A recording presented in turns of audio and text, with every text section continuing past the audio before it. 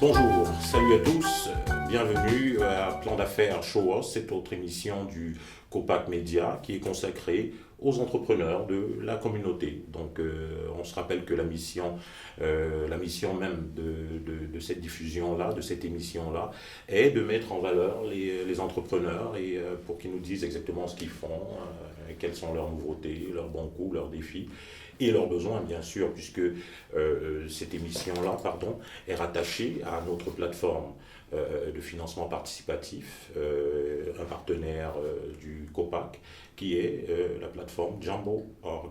Alors, sans plus tarder, je vais vous présenter nos deux invités aujourd'hui. Il s'agit de Laurentine Zambo et de Ibrahim Abouloudé. C'est bien ça? Oui. Bon. Aboulouda. Aboulouda. Oui, merci. Voilà. Merci. Alors, aujourd'hui, on va rapidement revenir sur ce que vous faites et ce que vous êtes au travers de ce que vous faites. OK. Voilà. Donc, on va commencer par présenter qui on est et Voilà. puis après, on va aller. Bon, je dirais que moi, c'est Laurentine Zambo Alex. Je suis camerounaise d'origine et écrivaine spécialisée en médiation interculturelle. Consultante aussi en parentalité interculturelle. Donc, je travaille comme coach, comme motivatrice, comme influenceuse et surtout, je suis la directrice générale du service de vulgarisation à la parentalité interculturelle, qui est un organisme communautaire qui travaille vraiment en parentalité interculturelle. Je vais juste brosser une petite définition du concept de parentalité. Le concept de parentalité, c'est le rôle qu'un parent, que ce soit un parent géniteur, adoptif, ou une institution de substitution, là, le rôle qu'il joue auprès d'un enfant et la politique que le gouvernement met en place pour aider les parents dans leur rôle de parents. Donc, la parentalité, c'est pas juste le fait d'être parent, mais c'est vraiment le rôle que les parents vont jouer auprès des jeunes et la politique qui va être mise en place par le gouvernement. Et si on parle d'interculturel, c'est tout simplement de vous dire qu'aujourd'hui, on ne peut plus parler d'une culture unique, authentique, parce que tout autour de nous, on gravite au milieu de plusieurs cultures. Donc, le service va offrir beaucoup on va dire beaucoup de services, mais dans la parentalité interculturelle. C'est dire que c'est très important, quand même, ton expertise est importante pour les nouveaux arrivants. Bon, pas uniquement les nouveaux arrivants, ceux qui sont ici, mais pour les nouveaux arrivants aussi, c'est très important. Pour les nouveaux arrivants, c'est important, mais on va dire que c'est vraiment plus pour tout immigrant. Tout immigrant. Parce qu'on peut être là depuis 10 ans, Exactement. depuis 15 ans, mais on n'avait pas d'enfant voilà, quand on est arrivé. Mais là, on a notre enfant 10 ans après, parce qu'on a fini nos études, on se sent prêt à fonder une famille. Et c'est là où les défis commencent, parce que oui, on vivait à Québec, mais on vivait comme étudiant, on était en marge, on ne sait pas c'est quoi la politique, comment être parent, parce que oui, on a été éduqués, mais on a été éduqués dans une culture autre. Mais là, maintenant, ce serait de s'adapter à la culture à ces nouvelles réalités. Mais je tiens aussi à préciser que tout le monde a besoin de connaître le concept de parentalité interculturelle. Parce que même pour un Québécois souche qui vit à Québec, ses enfants côtoient à longueur de journée des jeunes qui viennent d'autres cultures. Donc, le parent à la maison est confronté à cette interculturalité-là. Voilà. Parce que parfois, c'est lui qui doit recevoir des jeunes chez lui, mais qui viennent du Cameroun, qui viennent des Comores, qui viennent de Syrie. Comment je fais à manger chez lui, comment je me comporte, qu'est-ce que je dis, qu'est-ce que je ne dis pas. Donc, c'est vraiment un service qui est là pour la communauté. Et pour moi, la communauté, c'est tous ceux qui sont autour de nous. Tous ceux qui appartiennent à la société québécoise. Québécoise, c'est exactement. Voilà. Alors, merci. On va revenir sur toi tantôt parce que on va reparler du livre. Du livre, oui. Et ça, c'est ton premier. Oui, ça, c'est mon premier livre qui a pour titre « J'ai une leçon à donner à la vie en tant que femme ». OK. Et Une leçon à donner à la vie. Oui, en tant que femme. Parce que les gens sont habitués à ce que la vie leur donne des leçons. Mais pour une fois, moi, je peux, sans prétention, dire j'ai donné une leçon à la vie. Ok, il faut... Moi, je suis bluffé, là, il faut que je comprenne. Donc, on te revient. Ibrahim. Oui, Aboulouda. Aboulouda, exactement. Voilà. Donc, Ibrahim des Comores. C'est ça, non, des îles Comores. En effet. Voilà. Alors, depuis combien de temps au Canada? Exactement 10 ans. 10 ans. Je suis là depuis 2009. Ok. Et comment ça a été bien, dur? Écoute, il y a eu des hauts et des bas, mais on réussit toujours par s'en sortir. Et c'est ça, la mission principale, en fait, venir ici, c'est de s'en sortir, trouver des alternatives qui nous amènent, en fait, à... Comment je dirais ça? On est venu ici en fait pour chercher une vie meilleure, pour chercher en fait des solutions, apporter des solutions aussi, évoluer en fait dans le quotidien. Et puis, donc en grosso modo, il y a eu... Il y a des hauts et des bas. Exactement. Mais quand tu regardes en arrière, ça va. Je veux dire, tous ces combats, ça fait qui tu es aujourd'hui, je présume. Oui, en effet, bien sûr. Je me suis forgé avec le temps. Oui. Ça m'a permis d'améliorer ma personnalité, en fait, faire du développement personnel. Voilà. Et surtout au Canada, ce qui est bien dans ce pays, c'est que c'est un pays qui met à notre portée tous les outils nécessaires, oui. Exactement pour réussir, en fait, surtout dans l'entrepreneuriat. Voilà. Bon, mais justement, qui es-tu? C'est-à-dire, professionnellement déjà, qui es-tu? Mais je sais qu'on a déjà eu une émission dans le cadre de plan d'affaires, mais là on parlait de l'entreprise avec laquelle tu travailles, et maintenant aujourd'hui on parle avec l'entrepreneur, là, l'entrepreneur qui a parti sa boîte avec des collaborateurs, des associés, et sa boîte de consulting. Je ne me trompe pas. Exactement. Bon, voilà. Qui se nomme genre TBC. Trade Business Consulting. Trade Business Consulting. Exactement. Voilà. Donc le site web c'est genre tbc-inc.ca. Voilà. Donc vous pouvez, quand vous aurez un moment, allez-y faire un petit passage pour un petit coup d'œil. Voilà. Merci. Et qu'est-ce que TBC offre comme service? TBC en fait à la base c'est une boîte de consultation et on est spécialisé dans l'intermédiation financière. Donc, l'intermédiation financière. Donc, c'est-à-dire que nous, en fait, ce qu'on fait, c'est qu'on prend un projet et on fait une étude de faisabilité, une étude de marché.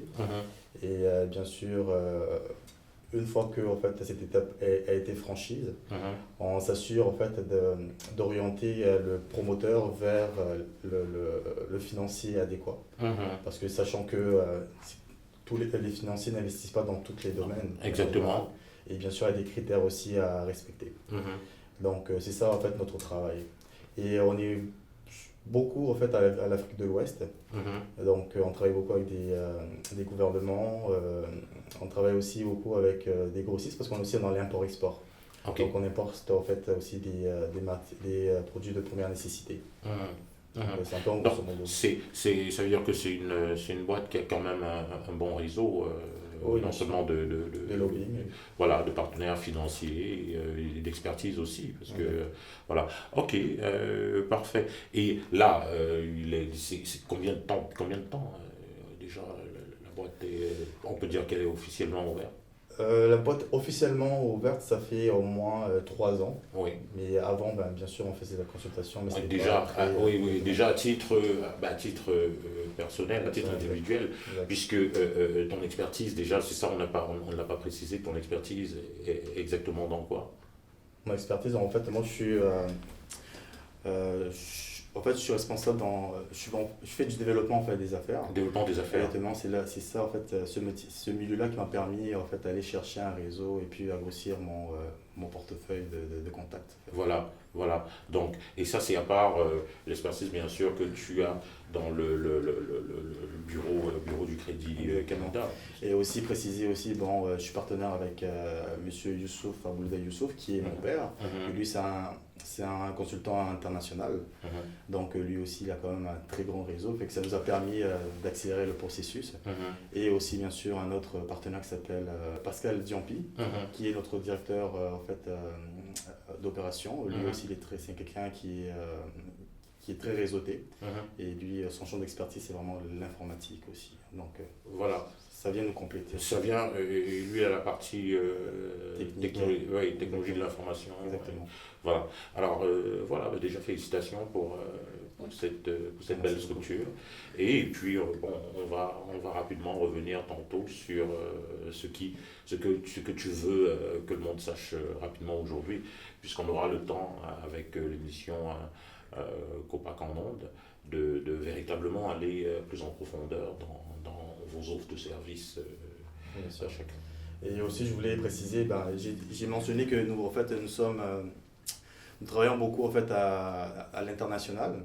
Mais aujourd'hui, pour nous, c'est un honneur, c'est un plaisir en fait, d'accompagner la Chambre des commerces panafricaine et Copac, bien sûr, dans la mission d'intermédiaire au sein du gouvernement pour aller chercher des fonds qui sont dédiés à les afro-descendants. En fait. C'est ça, c'est bien, j'allais laisser le punch pour tout à l'heure, mais effectivement, il était important pour nous aujourd'hui de mieux connaître la firme TBC, parce que parmi les autres organisations qui vont être dans le comité qui va entourer justement la réception de projets, l'évaluation de projets dans ce qui est de l'initiative renforcer les capacités des communautés des Canadiens noirs. Voilà, on se rappelle qu'il y a un budget de 25 millions pour des projets. Alors pour des projets de société qui vont répondre à certains critères d'éligibilité. Alors à ce moment-là, il était important de définir un groupe. D'ailleurs, on a eu une séance de travail, justement, on a eu le plaisir de vous avoir. Merci encore d'avoir été là. Donc voilà, il était question déjà de rappeler qu'il y a ce montant sur la table et de rappeler aux entrepreneurs qu'on devait développer une intelligence collective pour aller mieux chercher ce montant-là qui est disponible, quoi, pour qu'on sache que il a bien servi à la communauté. Alors, c'est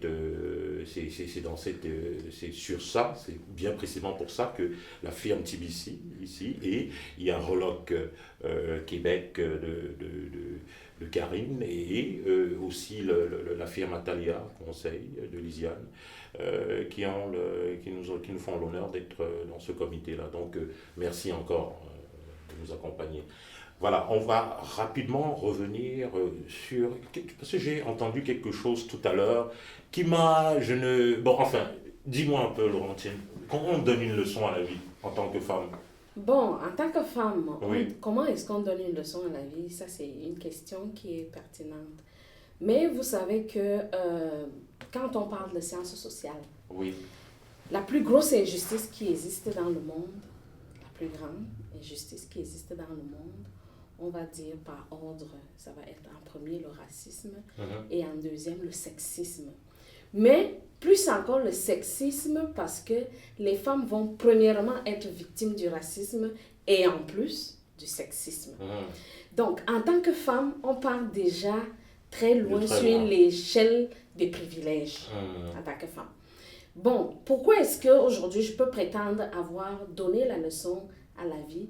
Mais tout simplement parce que mon vécu fait en sorte que si aujourd'hui je suis capable de sourire, je suis capable de donner à ma communauté, je suis capable de parler avec une joie intérieure, c'est parce que je n'ai pas laissé la vie me donner des leçons. Si je veux prendre quelques exemples de leçons, moi je suis née d'une fille adolescente. Ma mère avait 16 ans quand elle est tombée enceinte. Mon père, c'est sûr, ne s'est pas cassé la tête, puis a continué ses études. Donc, moi, j'ai été élevée par ma grand-mère. Ça fait qu'à ce moment, on va dire que j'ai vécu le rejet et l'abandon. Et à l'âge de 17 ans, ma mère décède. Mhm. Donc là, je me retrouve avec tous mes frères et sœurs. On est une fratrie de 9 enfants Mhm. à la charge de ma grand-mère. Et je vais dire, je fais des études. Je manque pas d'amour parce que ma grand-mère est une femme clairvoyante, qui a la tête sur ses épaules. Pour une femme de son âge, vraiment, aujourd'hui encore, je lui dis merci. Et donc, au niveau de l'amour, on n'a pas manqué d'amour. J'ai jamais manqué de pain sur la table. J'ai fait les meilleures études dans les meilleures écoles qu'il y avait dans mon pays. Et... Qui est le Cameroun? Qui est le Cameroun, bien sûr. Et je tombe enceinte première fois parce que je suis dans une union libre, par choix. Je tombe enceinte, j'ai mon premier fils, mais qui décède à 18 mois. Ça fait que là encore, je me suis dit, c'est bon, la vie me donne encore une autre leçon. Qu'est-ce que je fais? Est-ce que j'avance ou je recule ou c'est un statu quo? Non, on avance. Donc finalement, j'ai eu mes 2 autres enfants. Puis après, je me marie avec mon mari qui est français, mais qui résidait au Canada. Donc je m'en viens avec les enfants au Canada. 3 ans plus tard, il décède d'un cancer de la vésicule biliaire. Et je me retrouve à Québec avec mes 2 enfants. Qu'est-ce qu'on fait? On se met en mode pilote automatique, on va de l'avant et j'arrête de travailler parce que je me dis, il faut que je m'occupe des enfants pour qu'on passe au travers du deuil tous les 3 ensemble. Heureusement, j'avais une communauté autour de moi, j'avais des familles, des personnes qui m'ont épaulée, qui m'ont aidée et que je remercie justement. Il faut lire le livre pour comprendre tout ça. Donc, tu as dit ça là-dedans, hein? Oui, il y a tout ça là-dedans. Disons. Et donc, qu'est-ce que je fais? Je ne me suis pas arrêtée là. J'ai continué. Aujourd'hui, je peux apporter mon expertise parce que le deuil, je le connais. Je l'ai vécu sous toutes les formes. L'enfant, le parent, le mari. On ne compte pas les cousins, les amis, on ne compte pas tout ça. Donc, le deuil, je le connais, je le maîtrise. Je connais toutes les étapes, mais je ne me suis pas arrêtée là.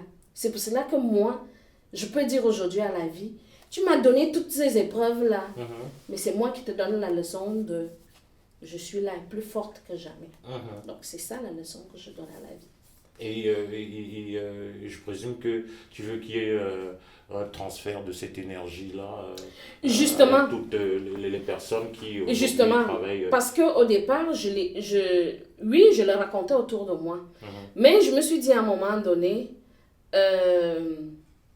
oui, c'est bien beau, Laurentine, que le monde autour de toi dise « Hey, Laurentine, tu es forte, tu es ceci. » Mais ce serait encore plus avantageux si je le partage avec la terre entière. Parce que je suis sûre que, quelque part, il y a quelqu'un qui a besoin de lire ce livre et de croire que elle aussi, elle peut donner une leçon à la vie en tant que personne. En tant que personne. Oui. Ça, c'est fort. Merci. Merci. Très émouvant. Voilà. Merci. Non, c'est très fort. Voilà. On va revenir parce que là, tu as quelque chose à nous annoncer. Là, parce que, en plus, tu n'as pas terminé. Là, il y a le deuxième qui arrive. Moi, il faut que je me dépêche déjà pour lire le premier.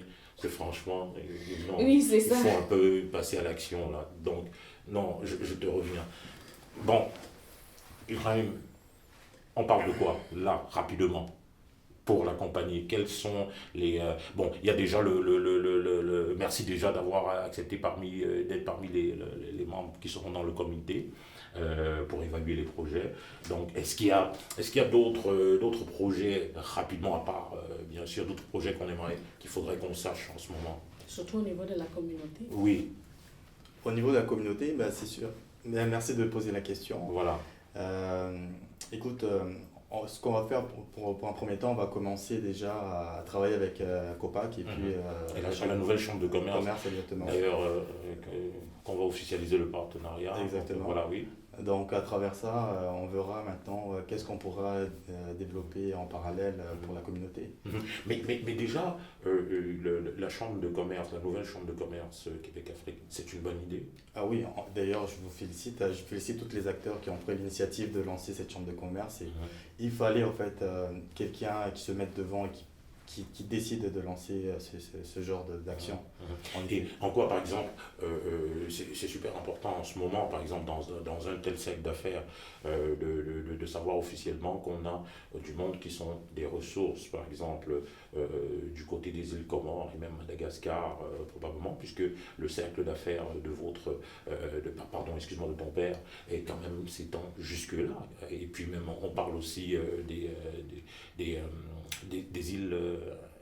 les îles Comores? Non, de l'océan Indien. L'océan Indien, Voilà, parce que les îles Comores, les îles Maurice, Madagascar, Seychelles, La Réunion. Et c'est quoi? C'est parce qu'il a eu à travailler là-bas, parce que votre réseau a eu à s'étendre là-bas avec des partenariats, c'est des projets d'affaires qui ont déjà été là. Comment on fait pour avoir un tel réseau? En général, en fait, les pays de l'océan Indien travaillent en consortium. On a des partenariats, on a des ententes bilatéraux, etc. Donc, ce qui fait que quand tu es dans l'océan Indien, puis tu es dans les affaires, c'est facile, bien sûr, de se connecter dans les autres. Exactement, simplement. Ok, surtout après avoir occupé quand même des postes assez stratégiques. Exact. Ok, d'accord, très bien. Parce qu'il faut qu'on gagne à vraiment connaître la structure, c'est très avantageux, ça va être très avantageux pour nos membres. Il y a beaucoup d'entrepreneurs qui ont l'idée de partir des structures, des entreprises, et même qui ont des entreprises et qui gagnent à être mieux accompagnés. Donc il faut vraiment qu'on prenne le temps de mieux se connaître. Merci encore d'avoir accepté déjà toute cette collaboration. Et puis on va prendre le temps de mettre les infos. Donc TBC Consulting, voilà, c'est ça. Donc juste rappeler encore TBC, c'est quoi? Trade Business Consulting. Exactement. Voilà. Alors, et ça fait aussi dans l'import-export. Exactement, on est spécialisé dans l'import-export, c'est-à-dire nous on détient des produits, on travaille directement avec les fournisseurs, c'est-à-dire les gens, les usines. On va en prendre le produit puis on le livre à des grossistes dans certains pays. Là on est en train de développer on veut créer une sorte de monopoly, c'est-à-dire on veut travailler avec les gouvernements et monopoliser un ou deux produits dans des pays et puis par la suite le distribuer dans les autres pays à côté aux voisins. Donc ça évite les frais parce qu'il y a beaucoup de grossistes qui ont les moyens dans les pays africains, qui ont l'argent, ce qu'ils font, mais au niveau, ils n'ont pas les instruments bancaires pour pouvoir effectuer ce genre de transactions. Exactement. Donc on va mettre en place une structure qui est là, ils ramènent, ils ravitaillent et puis ils redistribuent. Exactement. Très bonne idée. Donc non, voilà, il faut, on va prendre le temps de parler. Donc je présume que dans votre agenda, il y a plein de choses comme ça, plein de petits secrets comme ça que l'entrepreneur, le gars, il connaît. À connaître exactement, c'est ce que je me disais, c'est bien qu'on ait déjà dans la communauté une structure comme celle-ci qui va aider tous les entrepreneurs à aller prendre la bonne information à la source. Parce que souvent, ce qui arrive, c'est que on est à Québec, on se contente de la réflexion que te fait le voisin ou alors quelqu'un qui vient de ton pays, mais qui n'est pas expert. Donc on gagne vraiment dans la communauté de plus en plus de connaître les experts et les compétences de chacun dans le milieu. C'est comme ça qu'on pourra rayonner. Exactement. D'accord. L'émission se termine, mais il faut absolument qu'on prenne quelques instants pour préciser que Laurentine, on parle en ce moment d'une levée de fonds. C'est pourquoi exactement la levée de fonds? Bon, la levée de fonds que je fais avec Jambo.org, c'est une levée de fonds pour mon deuxième livre. Parce que, pourquoi une levée de fonds? C'est parce qu'il faut qu'on comprenne qu'un livre est utile pour la communauté. Oui, c'est un projet personnel parce que c'est moi qui écris, mais les bénéficiaires, c'est la société. Et pourquoi m'est venue d'abord l'idée d'écrire ce deuxième livre-là? Le titre. On n'a pas encore le titre. Je préfère ne pas encore donner le titre, mais raconter un peu l'histoire pour que les gens comprennent dans quel pourquoi ce livre. Ouais. Moi, j'ai sorti ce livre le 14 décembre 2018. Ça fait que ce premier livre, 2018, il a commencé à être distribué à Québec, on va dire, à partir du mois de mars. Et c'était juste la version numérique. Parce que ma maison d'édition est en France. Donc, il y avait déjà 11 000 points de vente en France, en Europe, on va dire. Mais j'étais la première au Canada. Donc, il n'y avait pas encore la distribution. Est-ce que ça va passer ou pas? Donc, à partir du moment où ils ont vu que le numérique, quand même, commençait à marcher, là, Archambault, en premier, a commencé à distribuer. Renaud Bré a commencé à distribuer. Leslibrairies.ca a commencé à distribuer. Et là, Walmart a commencé à distribuer. Ah, bravo. Mais quand j'écris mon deuxième manuscrit, on est à peu près, je le commence au mois de mars. Donc, je n'ai même pas encore commencé à vendre le premier. Oui, mais pourquoi l'idée du deuxième? C'est parce que mon fils vient me voir pour dire, maman, d'habitude tu nous donnes des conseils, là. Mais moi, j'aimerais que tu me mettes ça sur papier. Là, je dis, je vais te saisir ça. Il dit, non, je veux que tu l'écrives. Et pour ne pas faire long, j'ai écrit. Au début, en tant que parent, j'étais inquiète. Parce que ce qui m'est venu à l'esprit, j'espère qu'il ne pense pas passer à un acte terrible. Hein. Donc, mais j'ai fait le processus avec. Et à la fin, j'ai compris que oui. C'est que lui, en tant que garçon noir, qui a toujours été élevé dans une famille, on va dire, interculturelle, parce que c'est mon mari français qui l'a élevé. On va dire, les grands-parents à Québec sont québécois. Mon chum est québécois. Donc, il arrive à 14 ans, l'âge où il se demande, mais je suis qui? Voilà. Parce que quand il côtoie les jeunes afro-descendants comme lui, mais qui sont de parents vraiment africains, lui, il se ressemble, il se rejoint au niveau de la couleur de la peau. On va dire les choses comme elles sont, couleur de la peau. Mais dans les valeurs et le code de transmission des valeurs, il y a quelque chose qui ne marche pas. Donc, lui, il est troublé et c'est lourd. Donc, je discute avec lui, puis à la fin, on arrive à un résultat. D'accord. Mais moi, je me questionne, je dis, mon fils est venu me voir, ma fille m'en parle parce qu'elle sait que je suis capable de répondre à leurs questions. Mais imaginons ces jeunes-là qui se retrouvent dans nos communautés, mais qui n'ont personne pour répondre à leurs questions. Mais ça doit être terrible ce que ces enfants vivent. Alors, il faut que j'écrive ce livre. Alors, c'est pour cela que j'ai écrit ce livre. Mais la maison d'édition, quand j'ai dit mon manuscrit, j'ai un deuxième manuscrit, c'était comme, on n'a même pas encore commencé à vendre le premier. Je dis non, c'est une nécessité parce que j'ai vu ce que mes enfants ont vécu à cet âge-là dans la maison. J'imagine dans la communauté, ces enfants, peut-être qu'ils vont se retrouver avec des parents qui sont analphabètes, qui ne comprennent pas parce qu'ils... Analphabètes dans la langue française parce qu'ils viennent peut-être d'une région où on ne parle pas français. Ou alors des parents qui sont beaucoup plus, qui sont par sciences sociales, qui sont des ingénieurs, qui... donc venez leur parler de comportement, qui ne comprennent pas c'est quoi que ces enfants vivent. Et peut-être c'est pour cela qu'on a toutes les problématiques décrochage scolaire, parce que si l'enfant est perdu, il n'a plus de place à l'école, il n'a plus envie d'aller à l'école. Peut-être c'est pour cela qu'au niveau de l'emploi, il n'arrive pas à rester en emploi, à rester dans l'emploi parce qu'il se questionne, il est perdu. Donc, je me suis dit, je vais écrire ce livre et je vais demander à la communauté de m'aider pour résoudre les problèmes de la communauté. Et c'est pour cela qu'il y a cette levée de fonds qui est en cours. Voilà. Et le minimum qu'on demande de donner quand même, c'est 5$. Mais on peut donner plus, justement, pour que ces livres soient le plus vite possible sur le marché. Voilà. Parce que plus on attend une journée, plus il y a un jeune qui décroche, plus il y a une famille qui en souffre. Et je veux dire, c'est notre communauté qui perd. Si je me dis, moi, je vais le faire, je pourrais le faire dans 4 ans. Mais combien d'enfants seront perdus? Alors qu'on peut le faire, et puis, mais je suis totalement d'accord avec cette vision. On peut le faire aussi parce qu'aujourd'hui, en tant que communauté, on a les outils technologiques pour être ensemble et pour se soutenir. Ce qui me permet de poser cette question-là.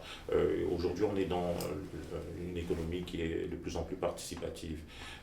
C'est une bonne idée aujourd'hui en tant que communauté de se regrouper pour venir en assistance à un entrepreneur, d'après toi? Bien sûr, c'est une excellente idée et d'ailleurs il faut le faire parce que en se mobilisant on devient fort et bien sûr à travers ça on peut passer des messages, mobiliser. Et puis moi je trouve ça super intéressant, surtout le fait que on a un problème de repère en fait. Donc ici, ce que tu soulèves, c'est vraiment aider les gens à trouver en fait les bons repères, les bonnes aptitudes et puis voilà, aller de l'avant. Et voilà, et puis je pense que c'est une philosophie qu'il faut qu'on encourage à travers une autre philosophie, celle d'être ensemble, se mobiliser ensemble pour contribuer à ça. Bon, moi, avant que l'émission termine, parce que moi, je n'aime pas beaucoup parler. Moi, c'est commander mon livre. Je vais prendre mon livre. Oui, mais je vais te faire une petite dédicace parce que il faut que ce soit différent de celui qui l'a pris en blanc. Absolument. La dédicace. Voilà, donc je prends mon livre, mon premier, parce qu'il est question de le lire pour que je sois prêt pour le deuxième. Là, il y a des choses fortes là, qu'elle a dites là-dedans. Qu'il faut que j'aille chercher, qu'il faut que je comprenne pour essayer de savoir comment donner une leçon à la vie. Donc, Laurentine, merci beaucoup. Et là, ton deuxième livre, il est en cours, il est déjà prêt, ce que je vois, il doit juste passer... il doit juste être imprimé, là, c'est ça? Il a écrit tout. Le manuscrit est prêt. Voilà. Il a déjà été envoyé à la maison d'édition. Voilà. Mais là, c'est justement juste la publication. La levée de fonds sur jambo.org, njambo.org. Voilà. On se regroupe, on encourage une personne qui nous aide et qui nous accompagne. Moi, je ne suis pas souvent trop à l'aise avec le mot aide, parce que je me dis accompagner et soutenir, c'est la même chose. Donc, voilà, qui nous accompagne et accompagne nos enfants à se retrouver et à comprendre un peu plus ce qu'ils vivent intérieurement. Donc, je pense qu'il faut qu'on se mobilise pour accompagner ce genre d'initiative. Voilà, donc merci encore. C'est moi qui te remercie, j'ai fait une belle dédicace. Bon, voilà. C'est ça. Merci beaucoup. C'est moi qui te remercie. Et là, il faut qu'on précise que pour ceux qui auront contribué, mais ça c'est une stratégie qu'on avait déjà discutée avec Laurentine, il y a peut-être un de nous des contributeurs, à part la collecte qui est faite pour encourager ceux qui ont contribué, la contribution, le 1% à gagner. Il y a peut-être un de nous qui va gagner le livre. Hein, non, je ne sais pas, le deuxième livre. Oui, c'est sûr. Il y a quelqu'un qui va gagner les deux livres. Ah bon? Le premier et le deuxième, parce qu'il faut qu'il ait la suite. Dans ça, ceux qui contribuent, là, parmi ceux qui ont dit, il y a un de nous qui va aussi gagner le deuxième, là. Le deuxième livre, oui. Je vais demander, tu m'envoies contribuer directement sur le site. Non, il faut contribuer sur le site. D'accord. C'est vraiment notre communauté qui va gagner. D'accord, ok. Merci beaucoup. Ibrahim, tu nous redis quelque chose pour la fin? En fait, déjà, merci de nous avoir reçus. Je voulais aussi rajouter que en fait, nous avons aussi une cellule qu'on a mis en place au Congo. Ça s'appelle TBCC, c'est-à-dire Trade Business Consulting Congo, qui est en fait gérée par un de nos associés qui s'appelle Jamie Kabea. Lui, bien sûr, vient en fait, ils sont dans le gouvernement en ce moment, il est de la famille présidentielle et tout. Donc, c'est de là, en fait, on veut mobiliser ce que je viens de parler tout à l'heure, c'est-à-dire 2-3 produits de nécessité et le partager dans les sous-régions. Donc, je voulais aussi rajouter que nous avons aussi, en fait, un portefeuille un financement, en fait, pour les pays africains.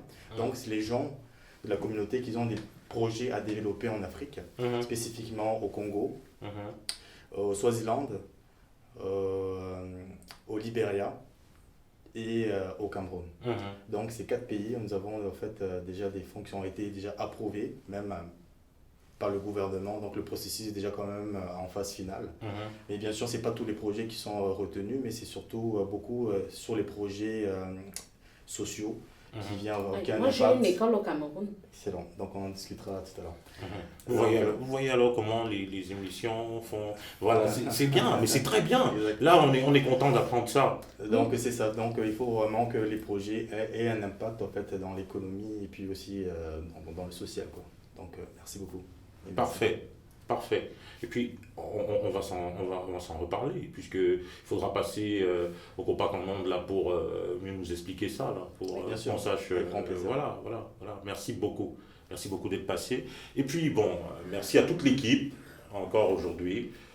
Ça a été toujours un plaisir, toujours un plaisir. Et voilà, on va en apprendre plus encore sur nos entrepreneurs, parce que voilà, le plan d'affaires Show Us, c'est précisément cette émission qui veut parler aux entrepreneurs et qui veut que les entrepreneurs nous parlent, qui veut parler aussi à la communauté et qui supporte ces entrepreneurs parce qu'ils ont de belles idées pour la terre d'accueil et même pour nos pays d'origine, pour notre continent d'origine. Alors, merci encore d'être si nombreux de plus en plus à nous écouter. À la prochaine. Franck Eboa, responsable des affaires économiques du Conseil panafricain de Québec.